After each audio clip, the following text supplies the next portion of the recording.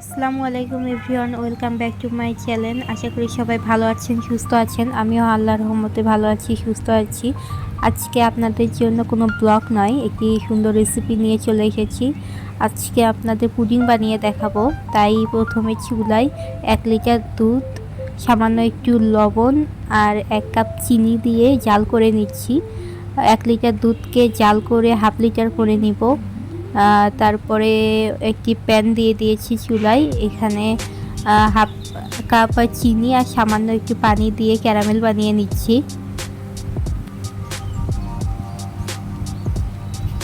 Caramel যেন পুড়ে না যায় সেদিকে খেয়াল রাখতে হবে। এরকম কালার আসার সাথে সাথেই চুলা অফ করে দিতে হবে।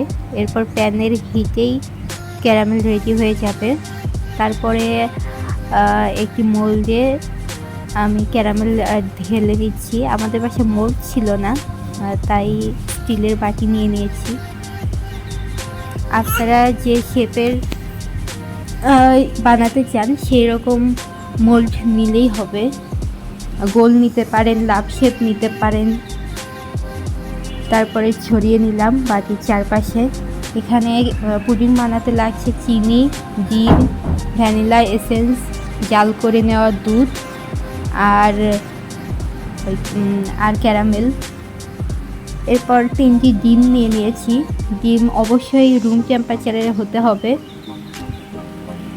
ডিমের মধ্যে 2 চামচ চিনি দিলাম আর 2 চামচ ভ্যানিলা এসেন্স দিচ্ছি। তারপরে ভালোভাবে ফেটিয়ে নিব। খুব ভালোভাবে ফেটাতে হবে। আর এখানে যে দুধ নিয়েছি সেটা জাল করার পরে একেবারে ঠান্ডা করে নিতে হবে, তা না হলে ডিমের সাথে মেশানোর সাথে সাথে ডিম জমাট বেঁধে যাবে।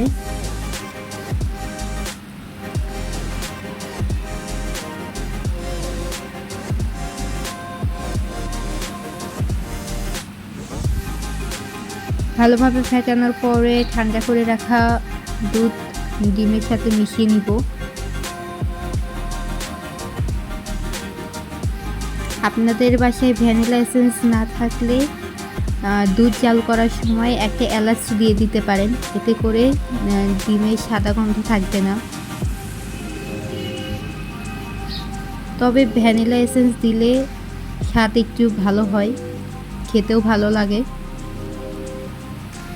ভালোভাবে মেশানোর পরে আমরা ক্যারামেল করা বাটিতে ঢেলে দিচ্ছি। অবশ্যই সেকে দিতে হবে, কোনো লাম্পস থাকা যাবে না।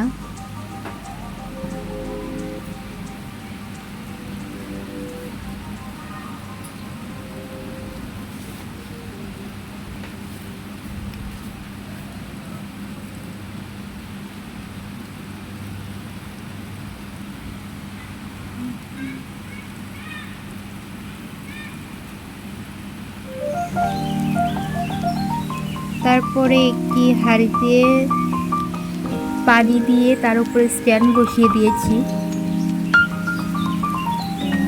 এর উপর বাটি বসিয়ে দিলাম। আর অবশ্যই ঢাকনার ছিদ্র বন্ধ রাখতে হবে, এভাবে টিস্যু দিয়ে বন্ধ করে নেবেন। আমার এই পুডিংটি হতে 1 ঘন্টা সময় লেগেছে। মাঝে 1-2 বার চেক করে নেবেন। ভিতরে ছুরি ঢুকিয়ে দেখবেন যে সাথে ময়লা উঠে আসছে কিনা। যদি ছুরিটি ক্লিন আসে তাহলে বুঝতে পারবেন যে পুডিং হয়ে গেছে। তারপরে নামিয়ে ঠান্ডা করে ফ্রিজে রেখে দেবেন। আমি পুডিংটি পরের দিন ফ্রিজ থেকে বের করে নিলাম।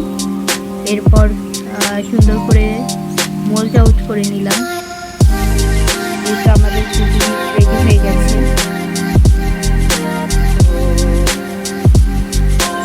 আপনাদেরকে কেটে দেখাচ্ছি।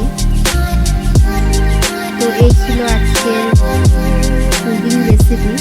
আপনাদের যদি ভিডিওটি ভালো লেগে থাকে তাহলে আমার চ্যানেলটিকে সাবস্ক্রাইব করে দেবেন, লাইক করবেন। আল্লাহ